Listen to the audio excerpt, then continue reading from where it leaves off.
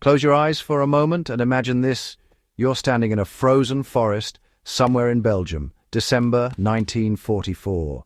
The wind tears through the skeletal trees with a sound like ripping canvas. Your breath crystallizes the instant it leaves your mouth. Your boots, meant for marching through France in summer, are now frozen blocks around your feet. The thermometer, if you had one, would read 15 degrees below zero. Your wool blanket, soaked through from 3 days of snow and rain, might as well be a sheet of ice draped across your shoulders. Supply lines are cut. No reinforcements are coming. No fresh gear, no relief. Just you, the cold, and the very real possibility that you won't see morning. Not because of enemy fire, but because winter itself has become the deadliest weapon on the battlefield. Welcome back to The Lost Tactician. Today, we're uncovering one of the most overlooked stories of World War II, the ingenious, desperate, and often bizarre methods soldiers used to survive the killing cold when everything else failed. A desperate chill, the forgotten enemy. When we think of World War II, we picture tanks rolling across Europe, aircraft dueling in the skies, or infantry charging across contested ground. We rarely consider the silent killer that claimed more lives than many individual battles, cold. On the Eastern Front, German soldiers froze to death in their thousands during the winter of 1941. Their bodies discovered in positions suggesting they simply stopped moving and never started again. During the Battle of the Bulge in December 1944, American forces suffered over 15,000 cases of trench foot and frostbite, effectively removing the equivalent of an entire division from combat without a single shot being fired. The cold wasn't just uncomfortable, it was a strategic weapon that armies struggled to defend against.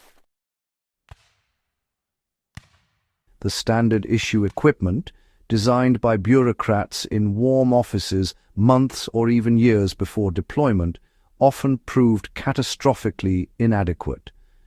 American wool blankets, which were excellent in moderate climates, became waterlogged death traps in the perpetual sleet of the Ardennes.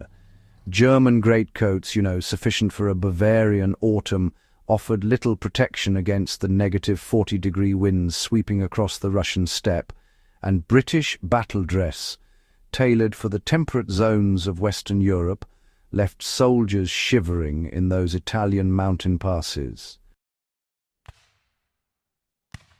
The disconnect between what soldiers were issued and what they actually needed created a crisis that, honestly, threatened entire campaigns.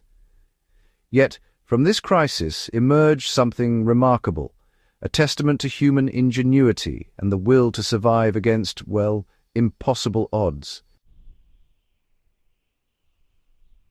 Necessity, as the old saying goes, is the mother of invention, and nowhere was this more evident than in the improvised insulation techniques soldiers developed on the frozen battlefields of World War II. One of the most widespread and surprisingly effective methods involved something utterly mundane: newspaper. Soldiers discovered that crumpled newspapers, stuffed between their undershirt and outer tunic or packed inside their greatcoats, created countless tiny air pockets that trapped body heat. The principle was identical to modern synthetic insulation, though, really, it was arrived at through desperation rather than any sort of laboratory research. A soldier on the Eastern Front might fill his jacket with pages of Pravda torn from abandoned homes. An American GI in the Ardennes would stuff his coat with stars and stripes, or German propaganda leaflets scavenged from captured positions. The paper had to be kept dry, of course, but when conditions allowed, this simple trick could mean the difference between combat effectiveness and hypothermic collapse. The ingenuity didn't stop at paper. In rural areas, particularly during the Eastern Front campaigns, soldiers turned to agricultural materials. Hay and straw, readily available near farms and villages, became prized insulation materials. Troops would stuff their uniforms with loose hay, line their boots with straw, and even create crude sleeping bags by filling canvas sacks with dried grass. The Wehrmacht, caught unprepared for the Russian winter, became notorious for these improvised measures. Photographs from the period show German soldiers looking bulky and misshapen, their uniforms distended with whatever organic material they could forage. Soviet forces, better adapted to the cold, still employed these methods when regulation gear was unavailable. Perhaps the most grim testament to desperation came in the form of scavenged clothing.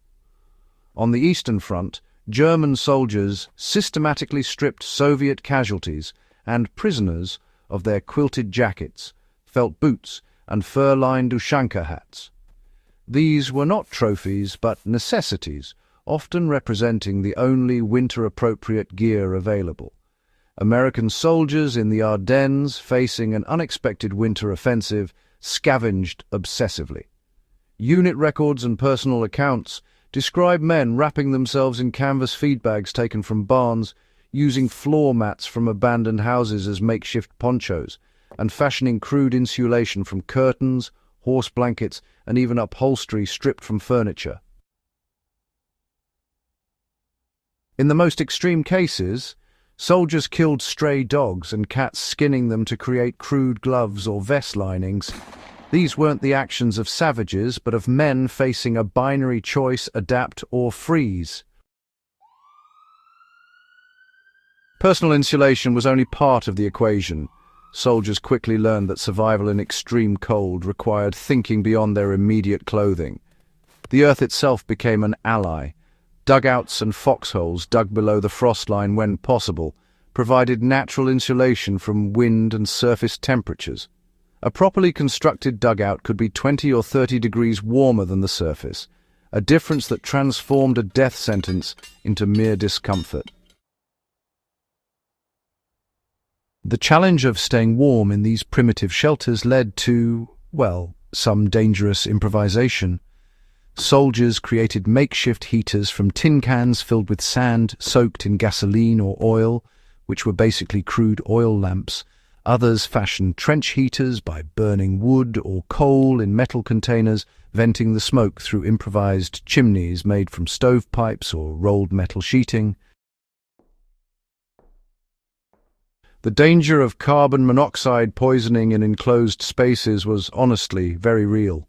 Morning often revealed men who had gone to sleep seeking warmth and never woken up, killed by the invisible, odorless gas. Yet the alternative, freezing to death in the open, seemed worse. So soldiers took the risk, often posting watches to ensure ventilation and checking on their sleeping comrades throughout the night. Human bodies themselves became resources in the struggle against cold. The military practice of huddling, sharing body heat in small groups under blankets or canvas sheeting, saved countless lives. Men would pack together in dugouts or beneath shelter halves, combining their warmth and using their collective breath to, raise the ambient temperature of their shared space. In vehicles, when available, soldiers would take turns sleeping near idling engines, using the residual heat from the motor to prevent freezing. This practice was particularly common during the Battle of the Bulge, where American soldiers would rotate shifts inside trucks and jeeps, getting precious minutes of warmth before returning to their positions. These improvised techniques, born of desperation 3/4 of a century ago, remain surprisingly relevant today. The basic principles of insulation, trapping air, creating barriers against wind, and layering materials haven't changed. Modern outdoor enthusiasts and survival experts still employ variations of these wartime innovations. Crumpled newspaper as emergency insulation remains a recommended survival technique in wilderness first aid courses. The principle of stuffing natural materials into clothing for warmth appears in countless survival manuals. Even the practice of creating earthen shelters for protection against extreme weather conditions continues in military training and civilian emergency preparedness programs. The connection to contemporary life extends beyond academic interest. In an era of increasing climate volatility and potential infrastructure failures, understanding these fundamental survival techniques takes on renewed importance. A winter power outage in a modern city can create conditions not dissimilar to what soldiers faced in 1944: no heat, inadequate clothing, and the need to improvise solutions from available materials. At its core, this story isn't really about newspapers and hay, about dugouts and improvised heaters. It's about the extraordinary capacity of human beings to adapt, to innovate, and to persist in the face of conditions designed to destroy them. The soldiers who stuffed their jackets with crumpled paper weren't performing heroic acts in the traditional sense. They were simply refusing to surrender to circumstances that seemed insurmountable. Consider what it took for a young man from rural Alabama or urban Chicago, trained for a summer war in France, to find himself in the frozen forests of Belgium and not simply give up. Consider the German soldier told his campaign would be over before winter, now stripping felt boots from frozen Soviet corpses because his own army had nothing to give him. Consider the shared humanity in these desperate acts. Soldiers of every nation facing the same enemy, employing the same solutions, united by the universal human desire to survive another day. The next time you face an unexpected challenge, remember the soldiers who turned newspapers into life-saving insulation and hay into winter clothing. Remember that innovation doesn't always come from laboratories or design studios. Sometimes it emerges from frozen foxholes and desperate minds. The techniques they developed may seem crude by modern standards, but they represent something timeless, the human capacity to adapt and overcome. If you found this journey into forgotten history valuable, subscribe to The Lost Tactician for more explorations of the overlooked innovations and unsung ingenuity that shaped our world. Share this video with anyone fascinated by survival, history, or the incredible adaptability of the human spirit. And in the comments below, tell us, have you ever had to improvise a solution in an emergency? What did you learn about resourcefulness under pressure? Join the conversation, and let's continue uncovering the hidden knowledge that connects past survival to present preparedness. Until next time, stay curious, stay prepared, and remember that history's greatest lessons often come from its most desperate moments.